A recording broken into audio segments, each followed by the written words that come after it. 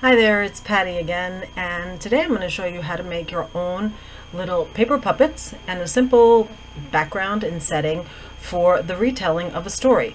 If you watched my retelling of the Three Little Pigs, you'll notice that I used puppets that look like this, only much smaller, and houses that look like this, again, only much smaller. And I made these by drawing them and printing them out on paper. But you can make much simpler puppets too. And what I did was, you'll notice in the story I used popsicle sticks that I taped onto the back of the puppets. But here I didn't have any popsicle sticks, so I just took 2 straws and I taped them together, and then I taped them to the back of my puppet. And this is Clyde, one of the 3 little pigs. And if I make a puppet like this, I can also, color it and make it look as fancy as I want to retell my story. There's lots of places online, by the way, that you can get coloring pages of stories that you're familiar with that you can cut out. You can print them out if you have a printer at home, and then you can cut them out and just tape a popsicle stick or a straw or a chopstick or a pencil to the back of your puppet so that you can make him move and you can tell the story yourself. If you don't have a printer at home, that's not a big deal, because you can obviously draw all of your characters and then just cut them out and tape a popsicle stick or a straw or a chopstick to the back so that you can tell your story.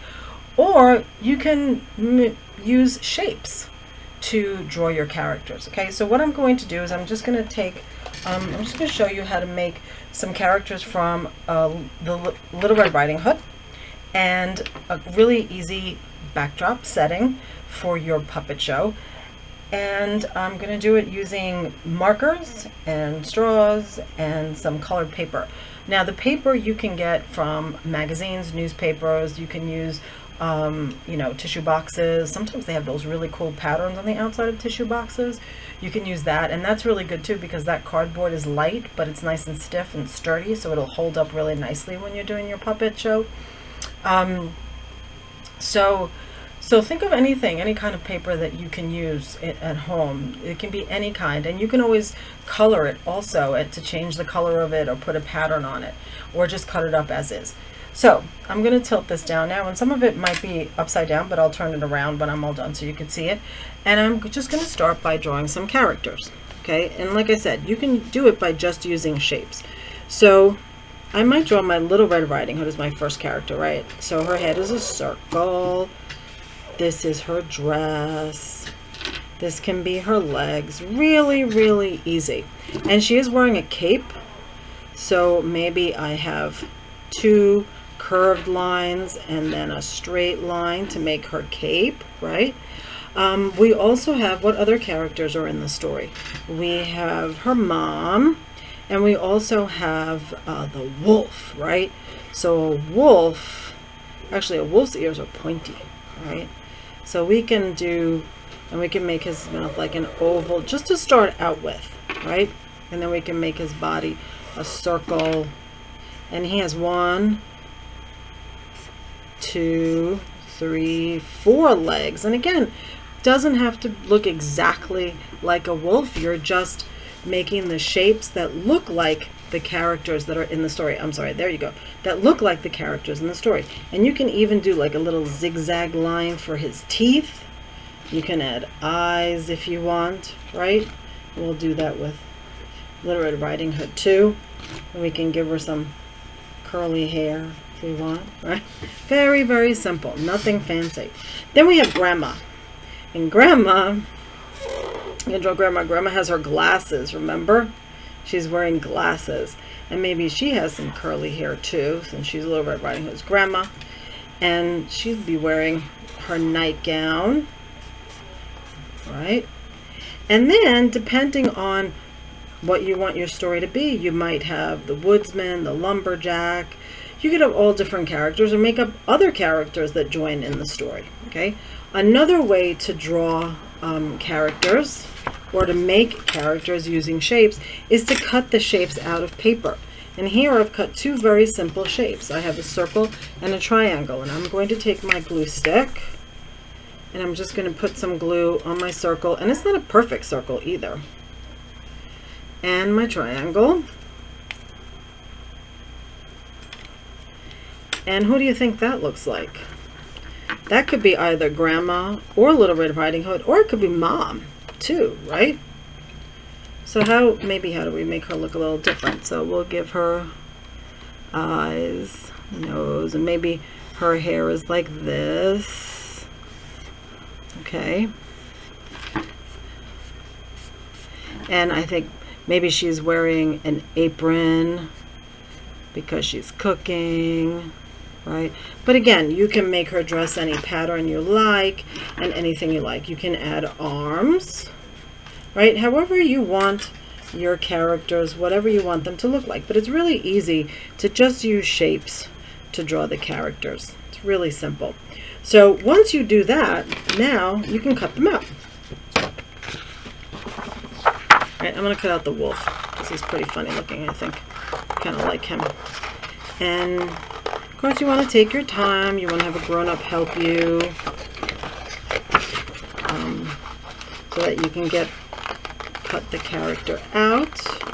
And this is cardstock. It's a little heavier paper, but again, you don't need to use that. You can use construction paper. You can use any kind of paper. You can even take a page out of a magazine or a newspaper and draw on top of it and cut that out. So here is my wolf, the wolf. And I'm going to take one of my straws, and actually these straws are already cut in half, so they're a little shorter. And I'm just going to put my straw in the back, and I'm going to tape it on. And there's my big bear wolf. I will huff and I will puff and I will blow your house down. Shh, that's the wrong wolf. What am I saying? Little Red Riding Hood, where are you going? That's the right wolf. Okay, you ever notice that there's wolves in quite a few of these stories? Okay, so that's a good way to make a really simple paper puppet. But what about your setting? What about the place where all of this takes place, right? Well, where did Little Red Riding Hood go? She left her house and she went into the forest to walk to her grandmother's house, and she kind of stepped off the path a little bit because she wanted to pick some flowers. So maybe and then her grandmother's house was in the woods also. So maybe my background is just going to be a forest. And again, I'm going to tilt down again, and this time I'm going to use my crayons, right?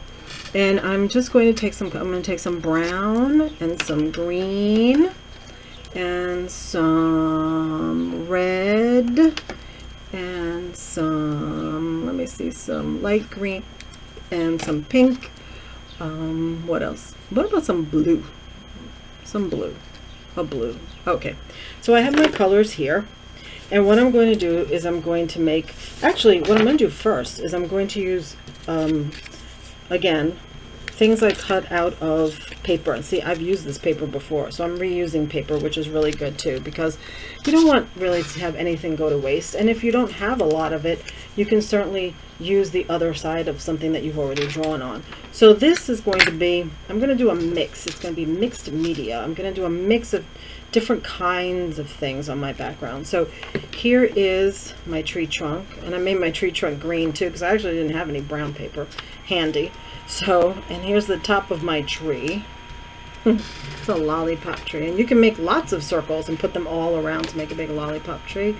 Or you can, if you have yarn, you can add yarn, and you can make the leaves on the tree out of yarn, right?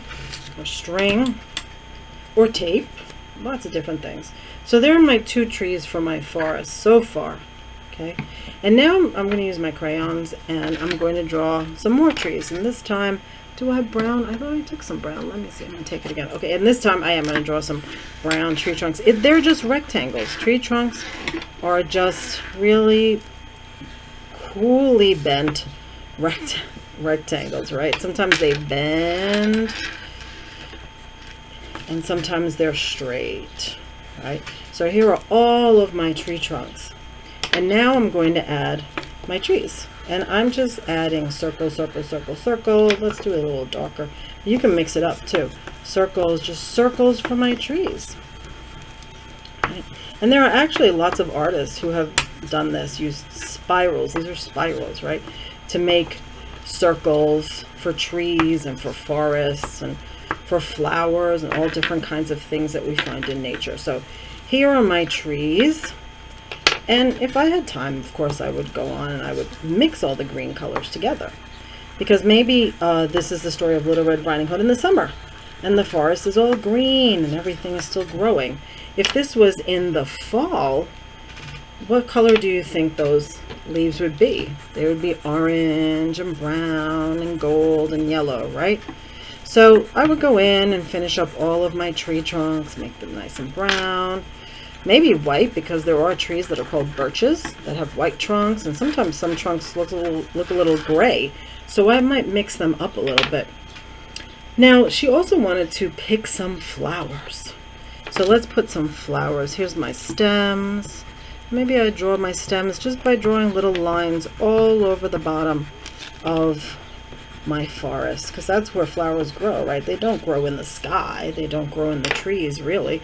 They grow all over the garden, the floor of the forest. And here are some flowers. I have some pink flowers, and you want to kind of sprinkle them all around, right? Or you can put them all together. It all depends, whatever you like. And here are some red flowers. You can put some on top of the stems. You can put them at the bottom. They can overlap onto, see, they can go in front of the tree also, because flowers are not just next to trees, they're in front of them too, right? They grow on top of them sometimes. They grow up the bark sometimes. So don't forget, you can always put some on top of your tree trunks too, towards the bottom, right? It's starting to look like a real forest now. What do you think? Let's put some blue. We can have blue flowers too, right? And now something that we always forget about, which is our sky. And sometimes we kind of always draw a sky like this, right? We make a line and then the sky is all up here. But guess what? The sky is not just up here. The sky is everywhere. So it's behind all of these trees. It's behind all the leaves. It's everywhere. So when you're finishing up your setting, and you could do this before you start drawing or gluing on your shapes too, if you want to. But you want to make sure that the sky is everywhere, right? Behind everything, because it's all around us, not just above us, right? So, and it doesn't have to be perfect, and I'm doing this really quick, but you might like it really quick in the way it looks like somebody drew it, right? Okay, so there we go. So here is my setting. This is my background. This is where all the action in my story is taking place. And where is oh, here's my wolf. And here is the wolf in the forest. Walking around. What will I do today? Maybe I'll meet someone. Maybe she'll have delicious goodies that I can eat. I'm hungry already. So, as you can see, it's really easy to make little characters for your story and a background, and it's fun to mix different materials together. You can also use cardboard. I love cardboard because it's nice and stiff, and you can paint it, you can color it, you can use anything.